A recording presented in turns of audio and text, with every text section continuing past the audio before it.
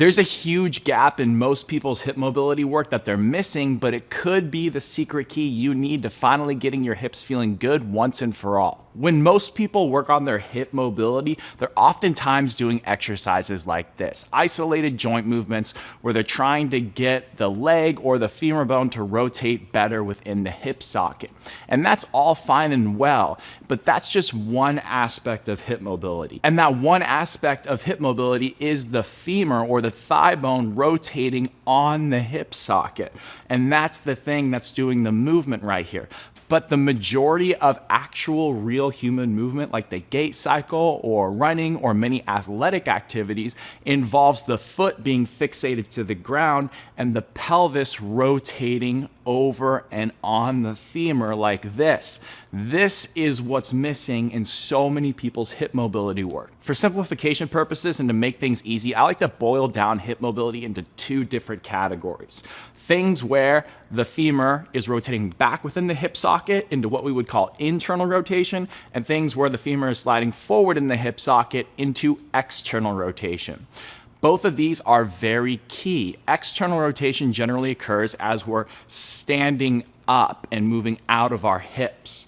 Internal rotation usually occurs as we're getting into our hips, bending our hips, or turning towards a given side. So what we need to do is pick exercises that improve both external and internal rotation. And I don't want you to just take my word for it. I want you to physically feel the improvements on yourself, and I want you to really notice a difference before and after. So here's a couple of tests that you can take. First, take your hip internal and external rotation. To take these, sit in a seated 90-90 position and make sure that your legs are in line with your hips. And then for external rotation, just bend one knee and pull it back and rotate your knee towards the midline of the body, making sure that only your shin is moving. Your thigh is staying in the same place. For internal rotation, it's the opposite.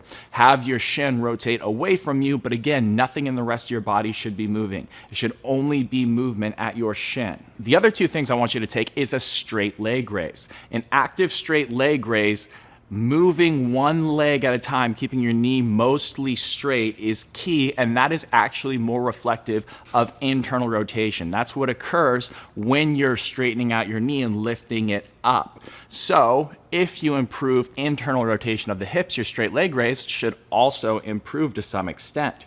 The other thing I want you to take is hip abduction, laying on your side and lifting your leg straight up from your side, making sure that you are keeping your rib cage down and something underneath your side on the bottom, so that way you're not crunching in order to lift your leg up. You want to keep this secured down so that way you can lift that leg independent of your trunk.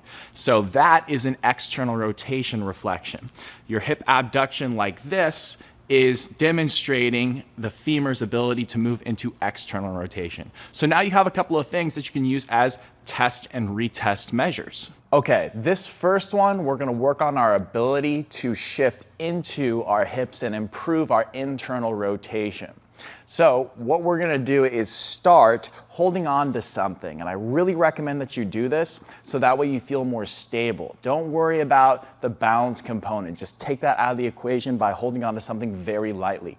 We're gonna start in the bottom of what we would call a split stance or kind of a split squat position. So this back knee should be directly underneath the back hip. On this front leg, we're gonna feel the foot contacts of the heel, the base of the big toe, and also the base of the little toe. These are our points of contact that will secure our foot properly to the ground.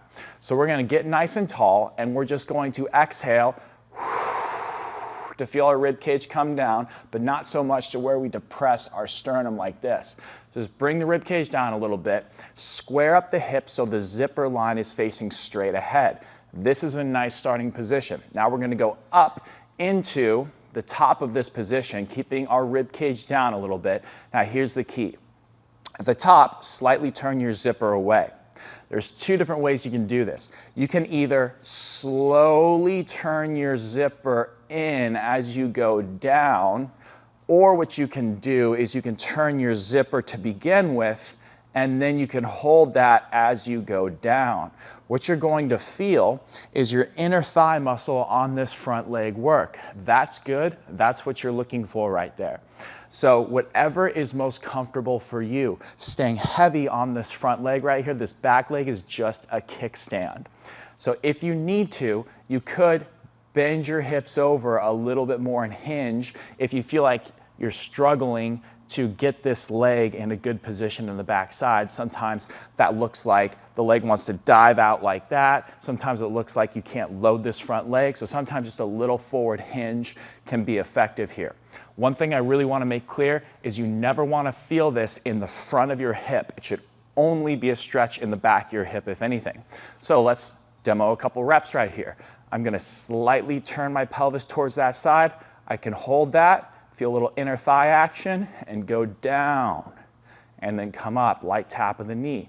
Or what I could do is slowly turn into it on the way down, come out of it on the way up. And this is going to help me dynamically move my hips over my femur and improve that internal rotation component. And as a progression, what you could do is you could then just elevate the front foot. This is going to increase the overall range of motion that you're going to have to access as you go down, but only do this if you can master the first variation. You can feel all the right things here. I would not recommend you go to this unless you're really ready for it. Whatever the case is, I recommend 2 to 3 sets of about 10 slow and controlled reps to start. Another thing you can do to make this more successful is take a couple of wedges and elevate the inside portion of the heel, but also the first 2 toes. That's gonna make this a lot better for the foot shape that we need to be able to better turn into this side. This is optional, but I find it helps a lot. Regardless of whatever variation you're doing on this, the big key is keeping this knee in line. What we don't wanna do is turn and the leg turns out with us like that. That's bad. Keep everything in line. Only use the progression of this that you can use with still keeping everything in line like that as you go down. The knee should be over the toes. The best way to improve your hip mobility, but also your posture and how you feel on a day-to-day basis, is my beginner body restoration program. It's designed for anyone to be able to do and has easy, simple exercises that are progressed over multiple different phases. Also, it doesn't require much time per day or equipment. So check it out down below in the description if you want to learn more. And also, you can individualize it to your own asymmetries and imbalances as well. The other way you could work on this is grab a light cable weight, or you could attach a thicker band to something that's lower, like a door frame or a pole or something like that. You're going to hold the weight with a handle in the opposite side that you're going to load. So I'm going to load my right side right here, weights in my left hand, down low right here. I'm going to bend my right knee, keep my left leg straight, and I'm going to let that pull me off to the side. I'm going to push my hips off to the side like this, keeping my knee in line with my foot right here. I'm going to feel a little stretch in the back of my hip in the bottom position. And I'm going to come out of it just like this. This is loading me into that internal rotation, pushing my hips back like this. At that bottom position, it's key that we have our weight mostly in our heel, but not losing that base of the big toe, base of the little toe right here. And we have our hip outside of our knee like this right here. What you do not want to do is just simply turn your hips like this. This is bad. You got to get that hip over and loaded like this. Now, the hip external rotation, or the act of turning away from that side, is really quite simple. We can just keep it nice and easy and straightforward by going down into the bottom again, making sure that knee is directly underneath the hip in the back. And all we're gonna do is find those same foot contacts, but focus a little bit more on the inside heel and base of the big toe without losing this one right here. And all we're gonna do is simply push this knee forward and turn our hips slightly away from this side. And then we can go up. And as we go down, we're gonna focus on the opposite action. So now our pelvis is turned away from this side. So what we wanna do is we can go up here and we can square up our hips at the top. And as we go down, we can turn away from that side very slightly. Don't overdo it to the point where this knee is diving out right here. Make sure that's just a subtle turn. And as you go back up again, you can square up. And then away and down, and then come up together again. Notice how my knee is now going more over my toe, and I'm turning my hips away instead of towards. There's a couple of different ways you can make this easier. You can use this trick again, and you could just turn, and then square up. And then as you go down, turn, come up. That's one way you could do it. Or you could just simply not even go down into a split squat position.